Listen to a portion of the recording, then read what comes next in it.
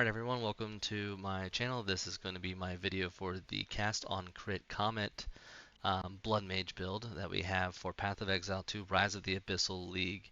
I'm having a lot of fun with the build. I will go over with what I have and also possible improvements. I do casually play PoE, I just spend a lot of time with it.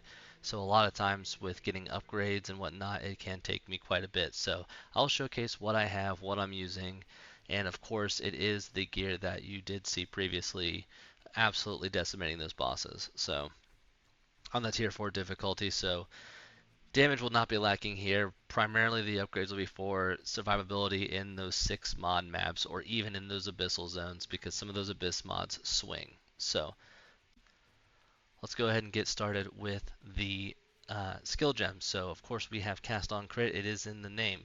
We are casting Comet for a ton of damage. So if you want to look at the tooltip here, it's currently at about 534k. That's pretty amazing damage.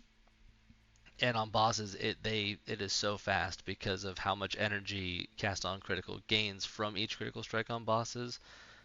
It is phenomenally quick, and it'll do those 9-10 million damage boss health pools fairly quickly. We are supporting it with efficiency 2 and boundless energy 2. This way we gain energy quicker per our critical strikes and cast it more often, and also efficiency 2. This is required on just about every one of our skills, just because the health cost is exorbitant. It is intense. You would see in the clips there of my life pool dropping very low, having to use a health pot or leech right away to be able to continue casting. It is insane. And the reason why Comet is incredibly expensive is because of this new support, the Adalui's Bloodletting. Now this is a lineage support. It's one of the newer ones introduced this league where you can only have one in your build entirely. So it converts the mana cost to skills to life. And it gains damage as extra physical damage per 10 life cost. So currently, if we highlight over here and select it, it is costing 1,244 life. So basically, we divide that by 10, it's 124 roughly, and then 2% damage times 124 is how much extra damage we're getting for our Comet. And you can tell if I take out the support, it's at 207 with the support. It is 534. Drastic increase in damage. Now, you may be asking yourself, if we're scaling the extra physical damage, but we're in a cold build, how do we convert it to cold so we get further scaling?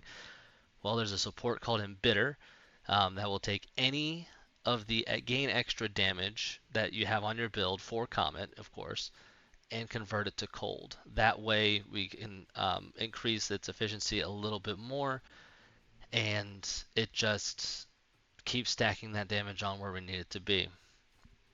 The second method we're going to trigger Comets is with Spellslinger. This is found on a dueling wand. We want level 18, 19, or 20 Spellslinger. Those are going to be based off of the item level of the base. So mine's 81. I believe 84 is where level 20 is. But so what do we have here? So we have Comet, of course, with efficiency 2, and Spell Cascade. This is just so that it hits those larger targets multiple times, since it takes a while for this skill to actually build up energy. So we actually gain 2 energy whenever we cast spells, and you can see it right here at the 35% mark. You just start casting your spells, it ramps up. And actually, rather than just one use, we have it supported with energy capacitor to where it has 80% increased energy. What that means is that we can store in another use. So while we're casting our spells, and once that number's at 100%, let me go ahead and fill up the well here since we're not leeching. Once this gets to 100%, we'll actually have 3 uses. So 3 uses with the spell cascade, and you're also going to watch my health pool plummet without the life leech hitting anything. So, oh, See, screen wide, basically in a circle. It's insane. So those hits are very good. You're not going to be spamming that button too awful, too awesome, too often. I apologize. And it's just going to be for that extra little bit of damage for bossing to finish off the job. The last two spirit gems here, we have Elemental Invocation and Arctic Armor. Going to be absolutely transparent. Arctic Armor is not necessary. I had leftover Spirit. It's a decent defensive layer. I have it support with Cold Mastery to get the extra level. We have Blind 2. We have Knockback and Freeze. So all of these, when they hit us, they'll get knocked back, blinded, and frozen, ideally so that we actually have time to react. Especially in this league with sprinting enabled, as you can tell, I am terrible at sprinting, and if you get that heavy stun on you, you can be on the ground for quite some time. Elemental Invocation is a wonderful skill that gains energy based off of you freezing the enemies or shocking or igniting, but in this build it's primarily freezing.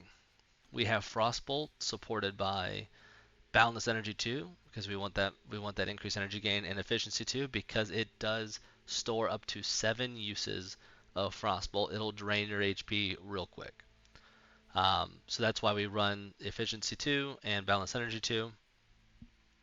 Sion's Temper is another one of those lineage supports. It is very cheap, but essentially it is a better wild shards. So rather than, a chance for like the normal Frostbolt skill that I'll show later has wild shards, rather than having these periods of just 2 or 3 casts where it's not the circle, right? It feels terrible. This one almost always guarantees that when you actually release it, they all have those projectiles. So it's 7 casts of 8 projectiles. It is insane. Then we also have Projectile Acceleration 3. This is more, rather than damage, I know it has a damage mod on there where if it scales up a projectile speed. We're not scaling a lot of that, but it does help with clear. This is a fantastic mapping skill. And you'll be pressing it often. You'll cause them to go out. They'll detonate your frost walls. They'll detonate up against terrain and absolutely eviscerate enemies. I use it as kind of like a melee skill essentially when we get overrun. So those are the spirit and persistent buffs. Frostbolt normally, so we have Wild Shards 2, Efficiency 2, Rapid Casting 2. Valentis Propulsion and Pinpoint Critical. So now this is it's a pretty good DPS roll here, but it is not strictly for DPS. This is strictly for trying to generate our cast on crit energy. So we want to be able to cast quickly. We want the projectiles to move quickly with the propulsion.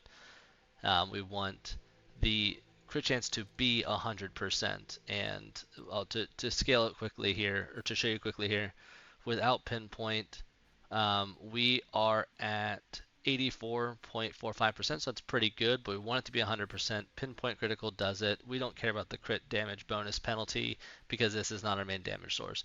Same thing with Frostwall. It's 100% crit with the Pinpoint Critical.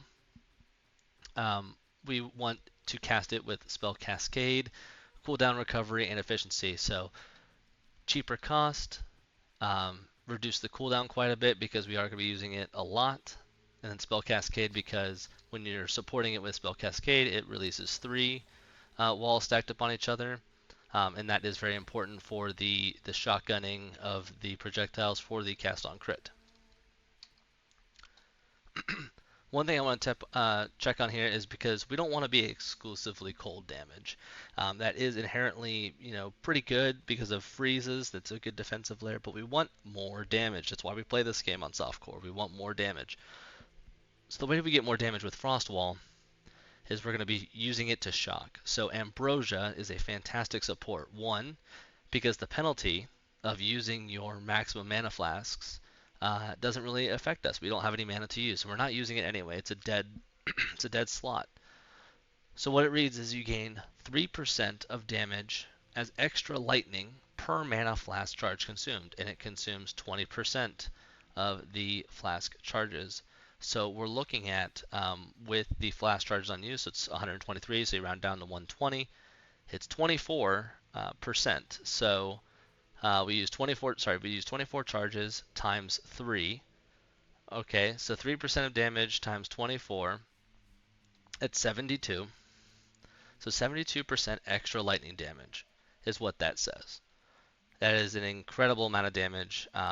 But again, it's not doing a lot to scale itself, but what we're doing here is trying to get that shock. A couple of those boss clips have the shock chance or the shock debuff on the boss there, and it's at 20%. So they're taking 20% increased damage. That is something that will not show up on your tooltip, but that is something to consider.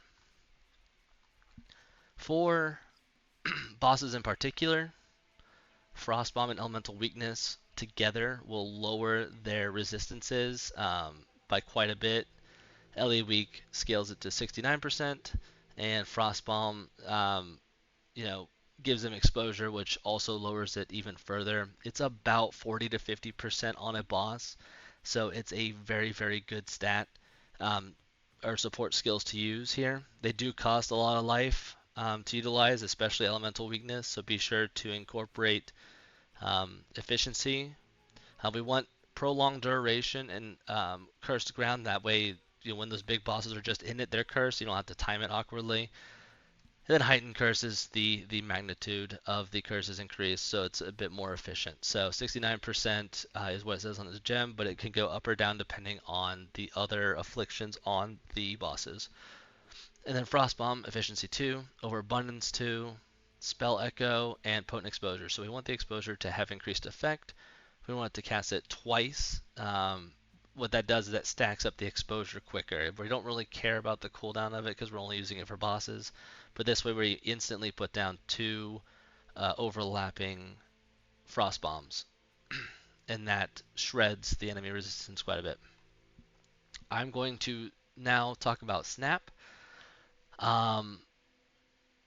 But you are only really going to use this for mapping. There really is no use to be doing this for bosses because you want the bosses to keep being frozen. So Snap, strictly for mapping, is pretty good to detonate some leftover frostbolts that are flying near enemies here just to be a bit smoother, or to just finish off that last bit of damage on a map boss or so.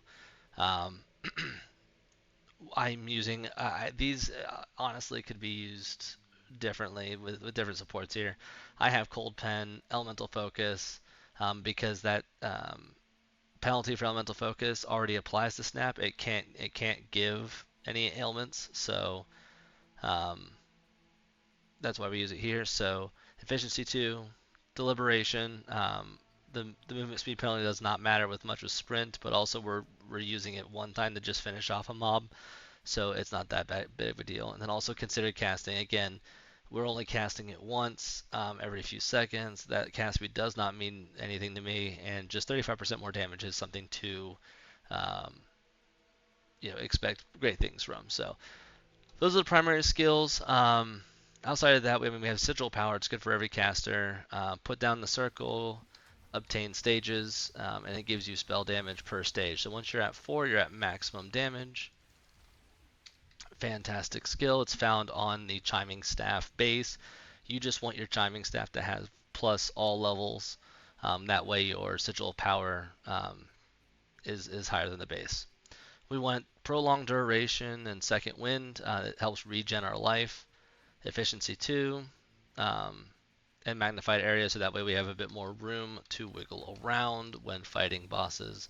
Again, this is only a boss skill.